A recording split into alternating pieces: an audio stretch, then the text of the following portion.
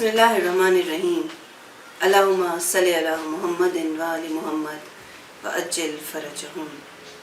अल-नूर channel की तरफ से आप सब की खिदमत में और ख़ुसूसन वक्त के इमाम की खिदमत में हदिया ताज़ियत।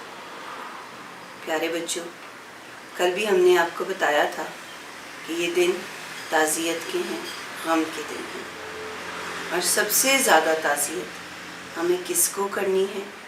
वक्त के इमाम को, जिनके जद, जिनके बुज़ुर्ग हमारे पहले इमाम अली अलैहिस्सलाम की शहादत के अयाम चल रहे हैं।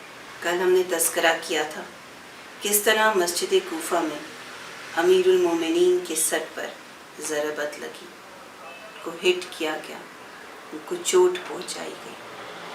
आज थोड़ी सी बात करते हैं इमाम के आखिरी दिनों की, क्योंकि रमज़ान के महीने चल रहे हैं। आज 20वां रोज़ा हो गया है, आज दूसरे अशरे का आखिरी दिन है, कल से नया अशरा शुरू हो जाएगा और फिर हमारे पास सिर्फ 10 दिन बाकी होंगे। हम 20 दिन गुजार चुके। 20 दिन में हमने क्या किया, क्या नहीं किया, उसकी रोशनी में, उसको देखते हुए क्या हम पर ये ज़रूरी नहीं है कि हम अपने बाकी दिनों को अच्छे तरीक़े से गुजारें? तो मैंने सोचा क्यों ना आज मैं आपको अपने इमाम, अपने मुश्किल कुशा, अपने मौला हज़रत अली इब्न अबी तालिब के आखिरी रमज़ान के बारे में कुछ बताऊं। वैसे तो आप सब जानते भी होंगे और आपने अपने पेरेंट्स से सुना भी होगा, बुक्स में पढ़ा होगा कि हज़रत अली अलैहिस्सलाम ने सारी ज़िंदगी बहुत सादगी से गुजारी, बहुत कोई आपने ऐशो इशरत की ज़िंदगी नहीं गुजारी। अगर आपको कभी कुछ मिलता भी जंग से, जब आप जीत कर जाते तो आप वो सारा इनाम गरीबों में, साइलों में बांट दिया करते थे, अपने पास कभी भी कुछ नहीं रहने देते। लेकिन फिर भी क्या करते? अल्लाह का शुक्र अदा करते कि अल्लाह ताला तूने मुझे इस काबिल बनाया कि मैं दूसरों की मदद कर सकूं। हज़रत अली की ज़िंदगी का दूसरा सबसे इम्पॉर्टेंट चीज़ जो है ना, वो ये है अल्लाह की इबादत। कल भी मैंने आपको ये बात बताई थी, आज इसको दोबारा दोहरा रही हूँ कि हज़रत अली की कोशिश होती थी कि वो ज़्यादा से ज़्यादा टाइम अल्लाह की इबादत में गुजारें, अल्लाह के करीब गुजारें, अल्लाह से नज़दीक रहकर गुजारें, अल्लाह का शुक्र करके गुजारें। इसीलिए जब आपने आखिरी सजदा किया, जब आप मस्जिद में शहीद हो रहे थे, तो आपने क्या कहा?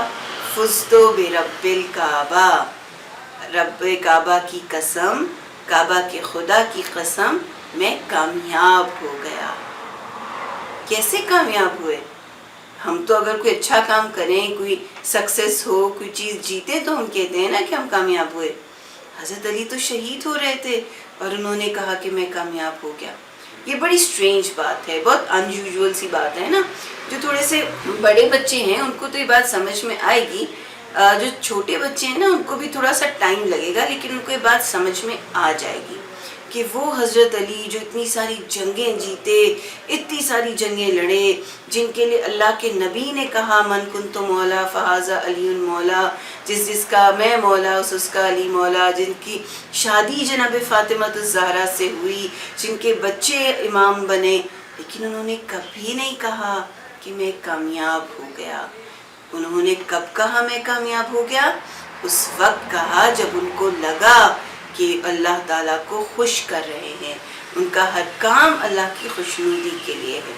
तो अमीरुल मोमिनीन का आखिरी रमज़ान हमारे आने वाले 10 दिनों के लिए एक मिसाल है।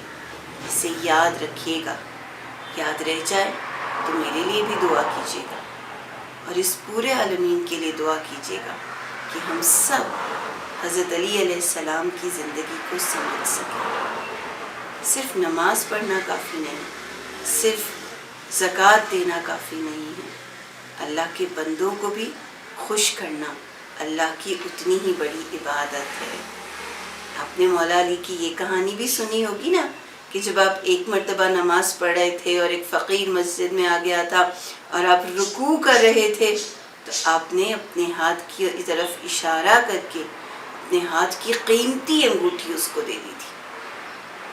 और फिर अल्लाह ताला ने कुरान में आयत नाजिल की थी کہ رکوع کرنے والوں کے ساتھ رکوع کرو جو رکوع کی حالت میں زکوٰۃ دیا کرتے ہیں۔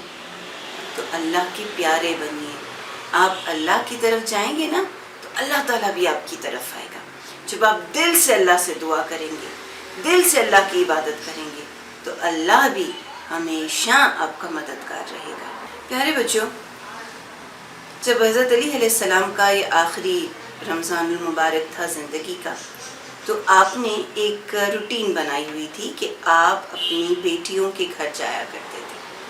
کسی دن کسی بیٹی کے گھر، کسی دن کسی بیٹی کے گھر، باریاں لگتی تھی، اور جس دن آپ نے جس بیٹی کے گھر جانا ہوتا تھا نا، آپ اتنے زیادہ ان کی وہ بیٹی خوش ہوتی تھیں کہ میرے بابا میرے گھر آئے ہیں، میں ان کا اہتمام کروں گی، ان کو اچھے اچھے کھانے دوں گی۔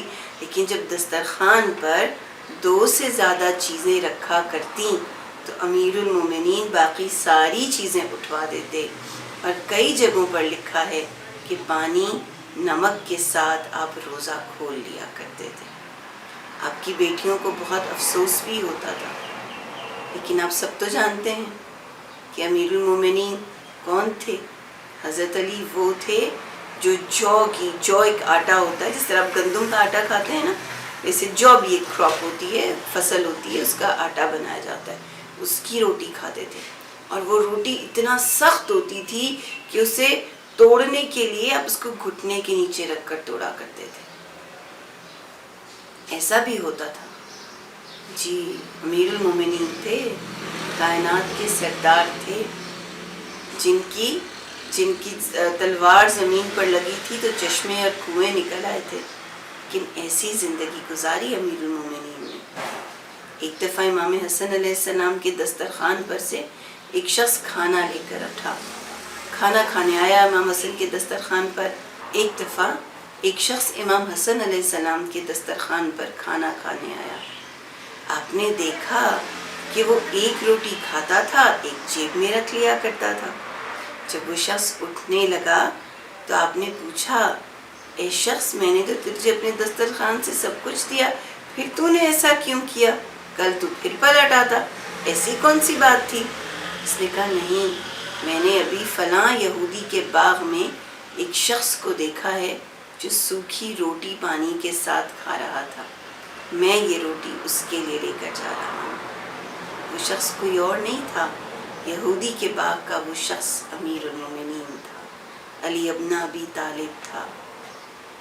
تو حضرت علی علیہ السلام جب بیٹیوں کے گھر بھی آتے افطار کرنے کے لیے تو یہی کہا کرتے ہیں کہ بس 2 چیزیں کافی ہیں۔ سب بیٹیاں اپنے بابا سے بہت پیار کرتی تھیں، اسی لیے جب امام المتقین امیر المومنین اپنی اس آخری ماہ رمضان میں اپنی بیٹیوں کے دسترخوان سے بہت کم کھایا کرتے تو ان کو بہت افسوس ہوتا، بہت دکھ ہوتا، اور وہ اپنے بابا سے کہتی کہ آپ سارا دن روزہ رکھتے ہیں، رات کو عبادت کرتے ہیں، آپ کے جسم میں کمزوری ہو چکی ہوگی۔ تو امیر المومنین کہا کرتے کہ میں چاہتا ہوں کہ اگر اس حالت میں میں دنیا سے رخصت ہو جاؤں، یعنی میرا وقت اسی رمضان میں آ جائے، تو پھر میں اسی حالت میں اپنے پروردگار کے سامنے جاؤں جس حالت میں اس نے مجھے اس دنیا میں بھیجا تھا، یعنی میں خالی پیٹ جاؤں، میرے جسم میں اتنی زیادہ خوراک نہ ہو جس کی مجھے ضرورت نہ ہو۔ اور ویسے بھی میں نے آپ کے سامنے پہلے بھی تذکرہ کیا تھا کہ امیر المومنین نے اپنی ساری زندگی میں بہت سادہ خوراک رکھی، جو کی روٹی، نمک، پانی، لسی، یہ ساری وہ چیزیں تھیں جو امیر المومنین اپنے دسترخوان پر رکھا کرتے تھے، لیکن کبھی 2 سے زیادہ چیزیں ان کے دسترخوان پر کسی نے نہیں دیکھی۔ پیارے بچوں، 18 رمضان المبارک کی رات آہستہ آہستہ گزر رہی تھی، اور پھر وہ وقت آیا جب نماز فجر پڑھنے کے لیے وقت کا امام اپنے گھر سے روانہ ہوا۔ امیر المومنین جب اپنے گھر کی طرف سے مسجد کی طرف جانے لگے تو انہوں نے اپنے گھر میں بطخیں پال رکھی تھیں۔ یہ وہ بطخیں تھیں جن کا آپ بہت خیال کیا کرتے تھے، اور گھر سے نکلتے وقت آپ نے اپنے بچوں سے کہا تھا، اگر تم ان کا خیال رکھ سکو تو ان کو پالنا، ورنہ انہیں آزاد کر دینا۔ یہ ہوتے ہیں اللہ کے عابد, اللہ کے عبادت گزار بندے جو اللہ سے بھی محبت کرتے ہیں, اللہ کے بندوں سے بھی محبت کرتے ہیں اور اللہ کی ہر مخلوق سے محبت کرتے ہیں. اسی محبت کی وجہ ہی تو تھی کہ امیر المومنین کو رات کے وقت ان کی بیٹی نے کئی مرتبہ اٹھ کر دیکھا کہ وہ صحن میں چکر لگا رہے ہیں, ستاروں کی طرف دیکھ رہے ہیں. اور پتہ ہے آپ کو ستاروں سے امیر المومنین کیا بات کر رہے تھے؟ حضرت علی ان سے کہہ رہے تھے, اے ستاروں تم گواہ رہنا کہ تم نے مجھے کبھی سوتے ہوئے نہیں دیکھا. کیا مطلب ہے اس بات کا؟ کہ جب بھی رات طلوع ہوئی تو اللہ کے اس ولی نے, اللہ کے پیارے بندوں میں سے بہترین بندے نے اپنی راتوں کو اللہ کے ذکر کے لیے وقف کر دیا, ساری رات عبادتوں میں گزار دی. اسی لیے پیارے بچوں, جب حضرت علی گھر سے روانہ ہونے لگے تو یہ پوری کی پوری کائنات بہت افسردہ تھی, بہت غمگین تھی. اور اس کا اظہار کس نے کیا؟ سب سے پہلے ان بطخوں نے کیا جو بار بار آپ کے پیروں میں آ جاتی, کبھی آپ کی قمیض پکڑ لیتی, جیسے آپ سے کہہ رہی ہوں ابھی نہ جائیے, ابھی نہ جائیے. لیکن حضرت علی جانتے تھے کہ یہ ان کی اس دنیا میں اس ماہ رمضان کی آخری نماز فجر ہے. اور اسی نماز فجر کے بعد جب آپ گھر واپس آئے تو آپ کے سر پر چوٹ لگی ہوئی تھی. آپ نے اپنے بچوں سے یعنی امام حسن اور امام حسین علیہ السلام سے کہا کہ میرے سر پر سے یہ خون صاف کر دیجئے کہ جب میں گھر جاؤں تو کہیں میری بیٹیاں مجھے دیکھ کر افسردہ نہ ہو جائیں. اور آج میں آپ کو ایک کام بھی دے رہی ہوں. وہ چھوٹا سا کام یہ ہے کہ اپنے امی ابو کے ساتھ بیٹھ کر اپنے امام کا وصیت نامہ ضرور پڑھیے گا, جس وصیت نامے میں امام فرما رہے ہیں اللہ سے ڈرنا, اللہ کی عبادت کرنا, اللہ کے گھر کو خالی مت چھوڑنا, قرآن پڑھنا کیونکہ قرآن تمہارا بہترین دوست ہے, اللہ سے ڈرتے رہنا اور اللہ کے بندوں کا خیال کرنا. یہ وصیت نامہ ہم سب کے لیے ہے. یہ وصیت نامہ صرف امام حسن یا امام حسین کے لیے نہیں تھا, یہ وصیت نامہ ہر اس شخص کے لیے ہے جو حضرت علی علیہ السلام سے محبت کرتا ہے.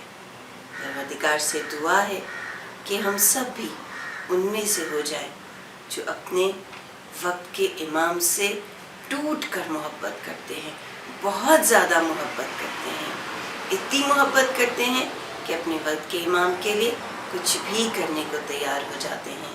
اور اس کی مثالیں ہمیں ملتی ہیں حضرت علی کے دوستوں کی زندگی سے, حضرت کمیل کی زندگی سے, حضرت میثم تمار کی زندگی سے, حضرت ابو ذر غفاری کی زندگی سے, حضرت مقداد کی زندگی سے, جنہوں نے اس دنیا کی مشکلوں کو قبول کیا لیکن اپنے امام کی محبت کو ہاتھ سے نہیں جانے دیا.